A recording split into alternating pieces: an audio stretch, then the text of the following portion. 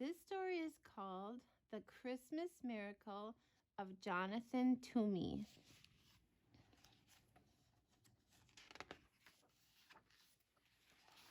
The village children called him Mr. Gloomy, but in fact his name was Toomey, Mr. Jonathan Toomey.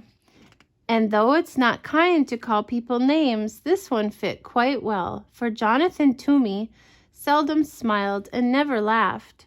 He went about mumbling and grumbling, muttering and sputtering, grumping and griping.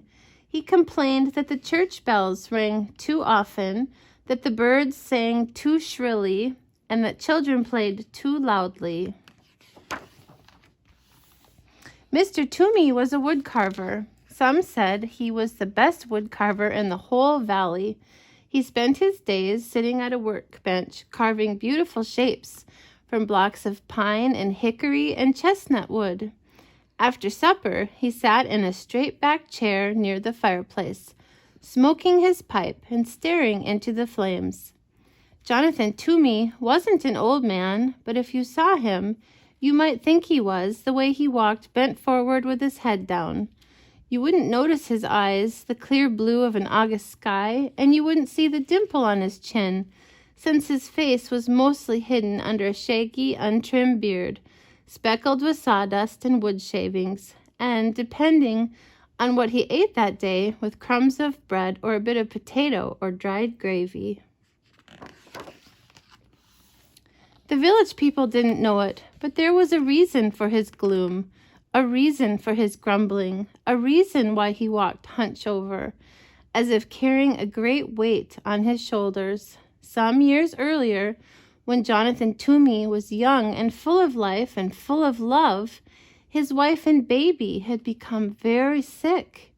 And because those were the days before hospitals and medicines and skilled doctors, his wife and baby died 3 days apart from each other. So Jonathan Toomey had packed his belongings into a wagon and traveled till his tears stopped. That must have been a long way.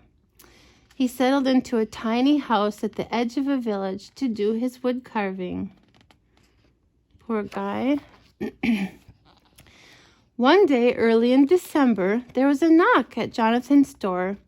Mumbling and grumbling, he went to answer it. There stood a woman and a young boy. "I'm the widow McDowell. I'm new in your village." Do you know what a widow is? A widow is a lady that lives alone because her husband died. But she has a little boy, but no husband because he died. That's what a widow is.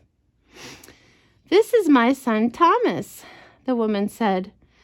"I'm 7 and I know how to whistle," said Thomas. "Whistling is pish-posh," said the woodcarver gruffly. "I need something carved," said the woman, and she told Jonathan about a very special set of Christmas figures her grandfather had carved for her when she was a girl. "After I moved here, I discovered that they were lost," she explained. "I had hoped that by some miracle I would find them again, but it hasn't happened."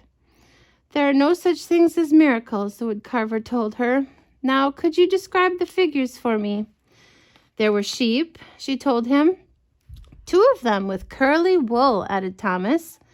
"Yes, 2, said the widow, "and a cow, an angel, Mary, Joseph, the baby Jesus, and the wise men."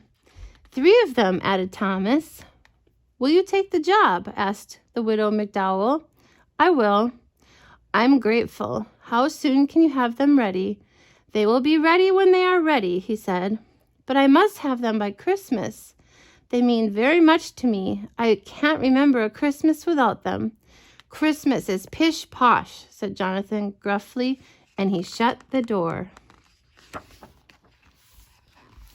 The following week, there was a knock at the woodcarver's door. Muttering and sputtering, he went to answer it.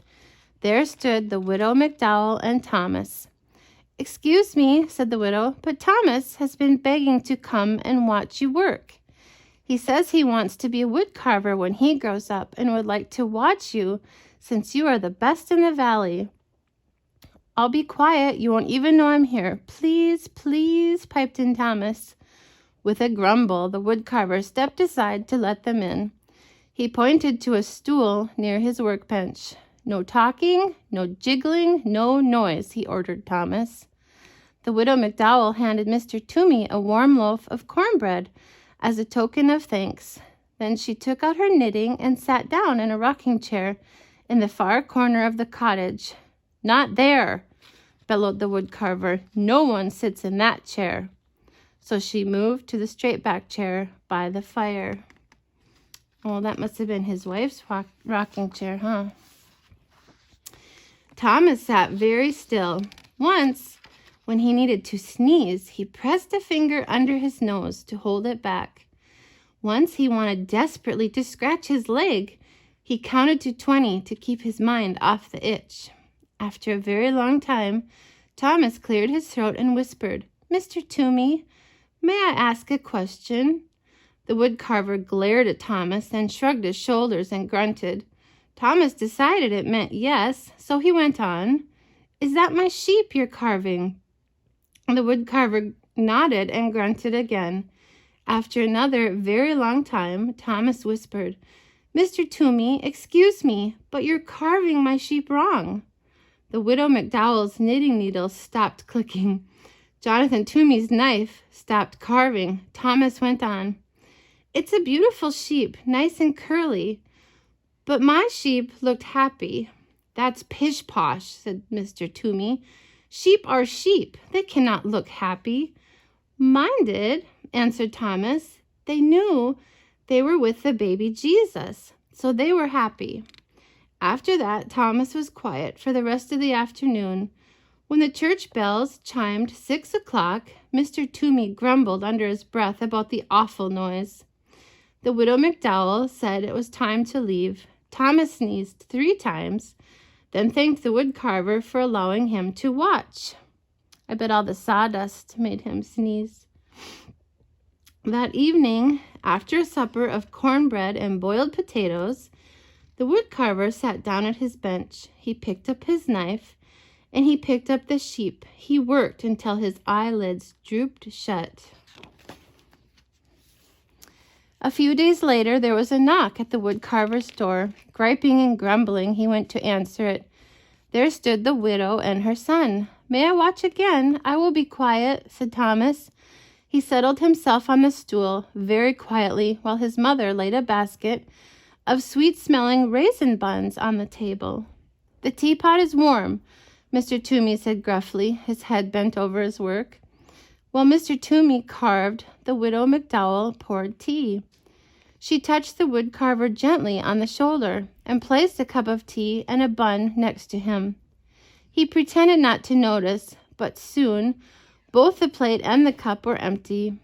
Thomas tried to eat the bun his mother had given him as quietly as he could, but it is almost impossible to be 7 and eat a warm, sticky raisin bun without making various smacking, licking, satisfied noises.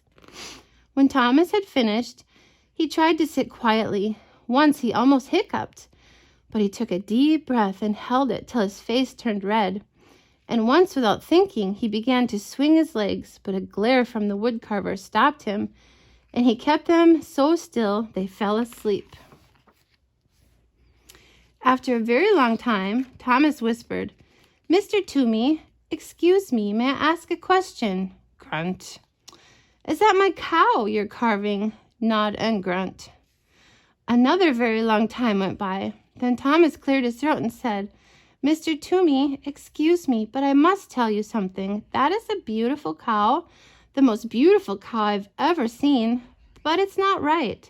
My cow looked proud. That's pish-posh," growled the woodcarver. "Cows are cows. They cannot look proud."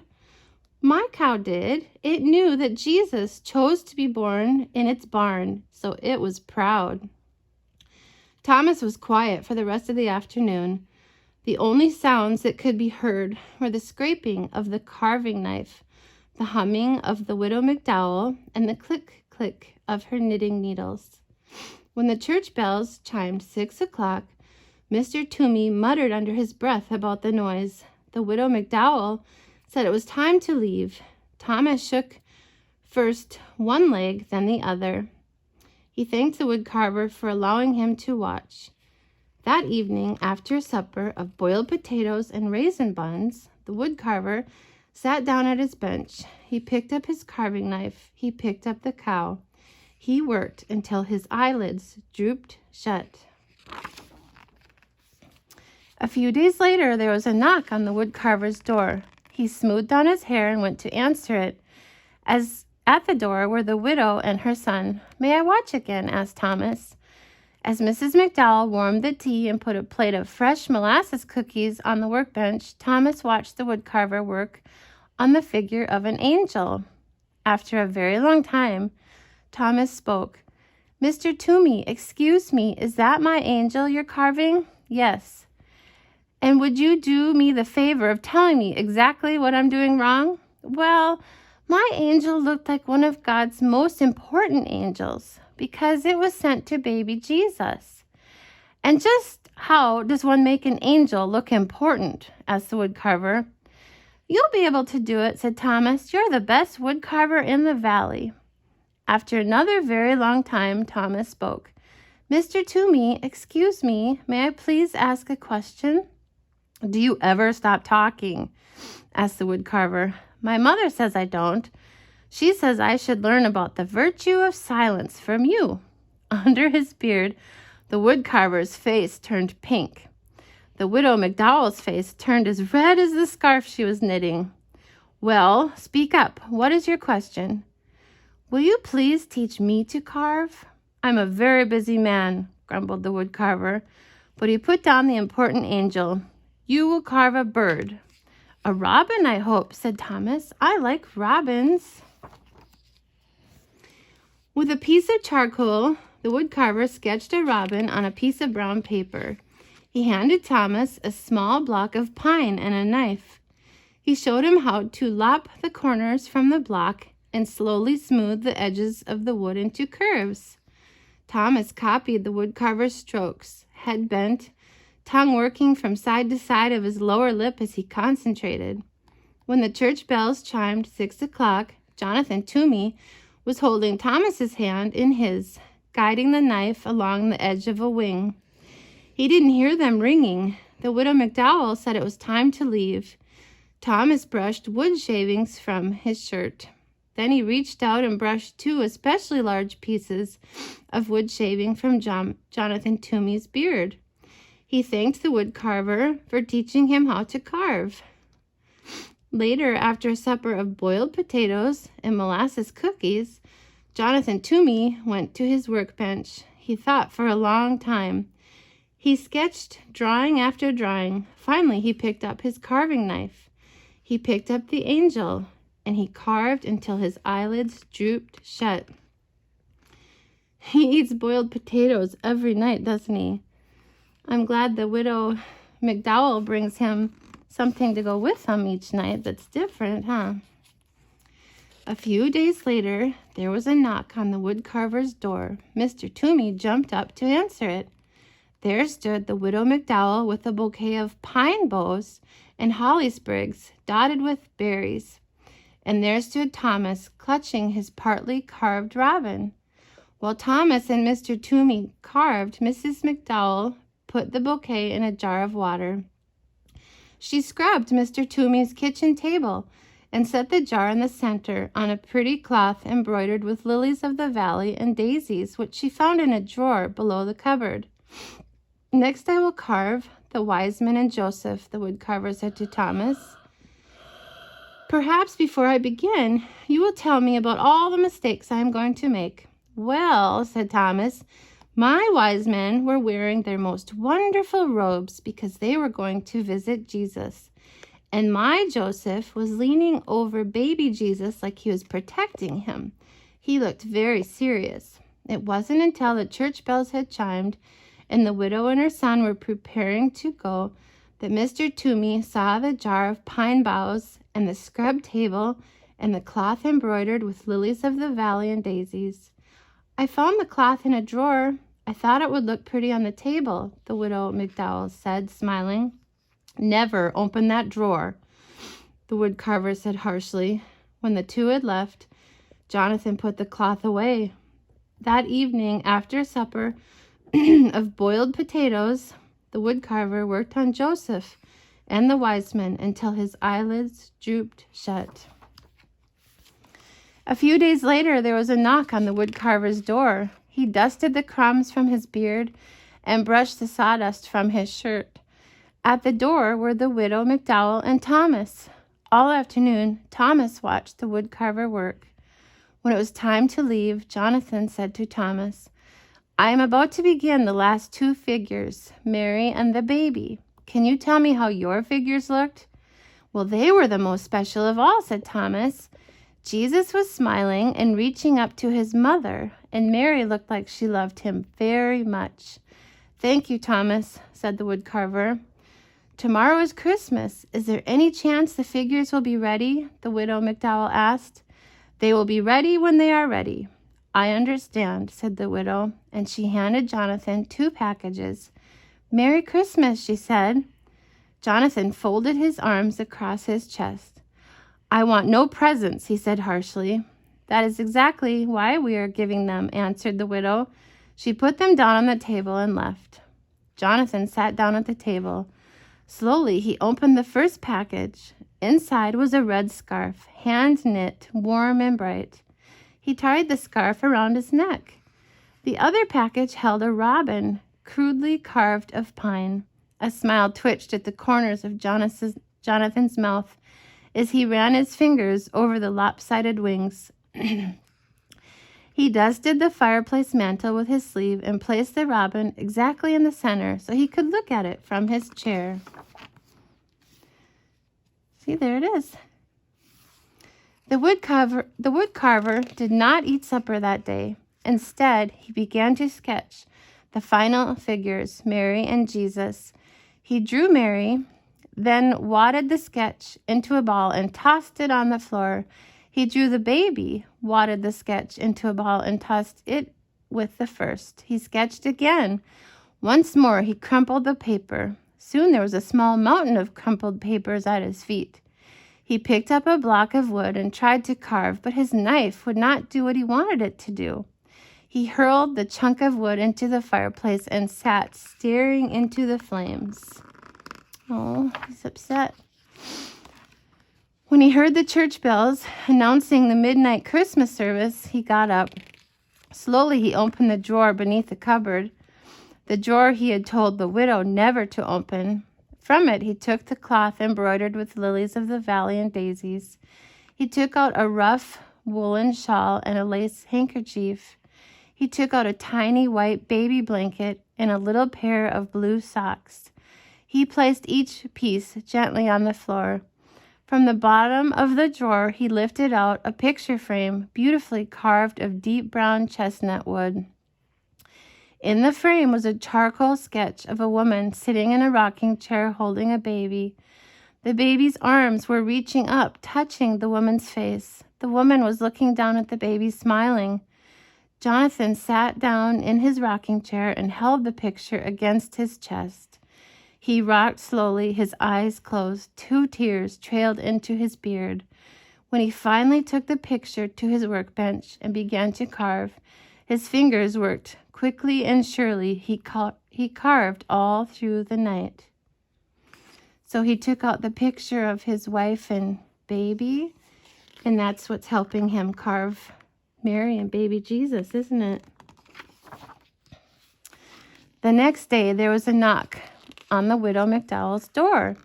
When she opened it, there stood the woodcarver, his neck wrapped in a red scarf, holding a wooden box stuffed with straw. "Mr. Toomey," said the widow, "what a surprise! Merry Christmas!" "The figures are ready," he said as he stepped inside. From the box, Jonathan unpacked 2 curly sheep, happy sheep because they were with Jesus. He unpacked a proud cow and an angel, a very important angel with mighty wings stretching from its shoulders right down to the hem of its gown.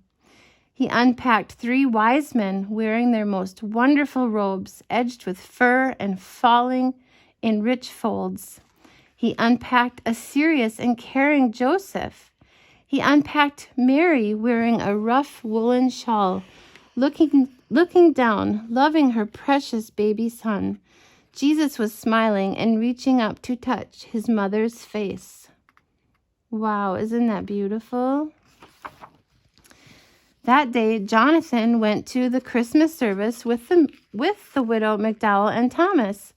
And that day in the churchyard, the village children saw Jonathan throw back his head, showing his eyes as clear blue as an August sky, and laugh.